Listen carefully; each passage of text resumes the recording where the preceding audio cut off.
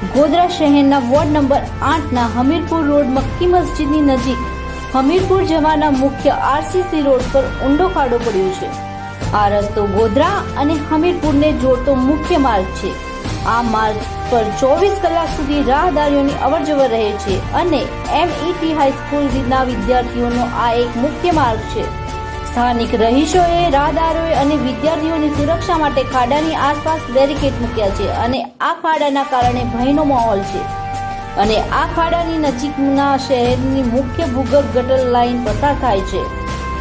આ રોડ લગભગ 2 વર્ષ પહેલા બનાવવામાં આવ્યો હતો। હાલ આ રસ્તો બંધ છે। રાહદારીઓને લાંબા માર્ગેથી નીકળવું પડે છે અને ઘણી વખતે મુશ્કેલીઓ વેઠવી પડે છે। આ ખાડો પૂરવાની જવાબદારી નગરપાલિકાની હોય। સ્થાનિક લોકોએ નગરપાલિકાના સભ્યોને વહેલી તકે ઉકેલ લાવવાની માંગ કરેલ છે। આ ખાડામાં કોઈ પણ બાળક કે રાહદારી અથવા વિદ્યાર્થી પડે તો તેની જવાબદારી કોના શિરે આવે?